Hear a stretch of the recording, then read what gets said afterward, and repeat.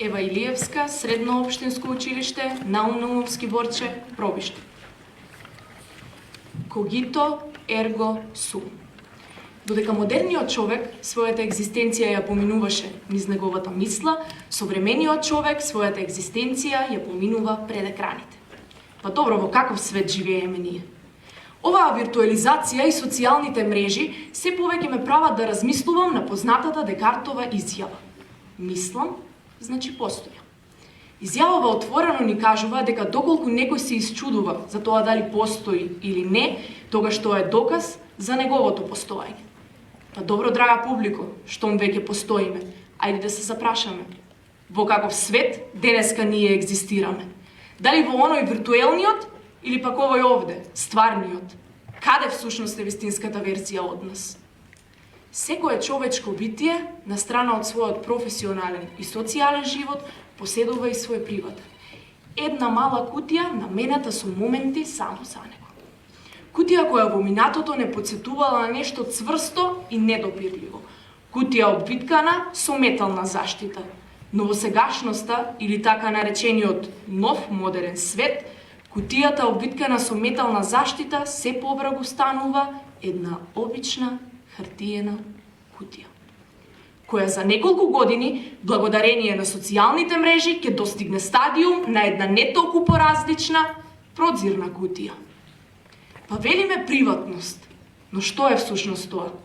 Паметиме минато каде приватноста се криела во срцата, во пазувите на облеката и во собствениот дом. Линијата помеѓу приватниот и јавниот живот беше јасна, црвена и препознатлива. Приватноста и јавноста беа како денот и ноќта, просто неспоиви. Но што е со денешницава? Како сите линии да се поминати, како приватноста да ја има прелеано својата граница и гледај, се повеќе се претопува.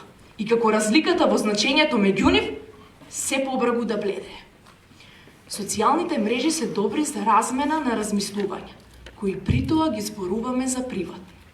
А се всушност најјавната работа која што некогаш е била измислена од страна на човечкиот ум. Сите оние статуси кои ние луѓето секојдневно ги постираме, не размислувајќи на ниту една последица, моменталното несвестување дека баш тој статус или баш таа фотографија која ќе избледее за само 24 часа може да има големо влијание врз нашата и иднината на нашите најбли. Велиме социјалните мрежи не прават да живееме во моментот. Да, во моментот кој може да е гледан и посматруван од страна на милиони луѓе низ целата планета. И на крај тој момент го нарекуваме приватност. Приватност, што е всушност таа приватност која е најподценуваното и најозборуваното нешто денеска? Приватност за своите фотографии? Безкорисна. Дали на вистина, драга публико, имаме право да ја бараме и да се лутиме доколку не ја најдеме таа приватност, кога на крајот од денот секој од нас завршува со телефонот во рака, гледајќи кон бројот на лајкови кој денеска сме го постигнале? 300, 400, 500. Џабе. И еве таа кутија што ја спомнав на почетокот. Еве металната, односно се извинувам, прозирна кутија, која не окупира со само еден мал, безкорисен лајк. Социјалните мрежи се корисни и помагаат многу, но се истите оние кои ни го зграпчуваат целиот ден. Денот поминат во хармонија и смеа со нашите најблиски. Денот кој навистина всушност вреди. Драга публико, битно ми е да имам нешто во животот што ќе ми го разубавува секој нареден ден. Битно ми е во животот да можам да одговорам на прашањата.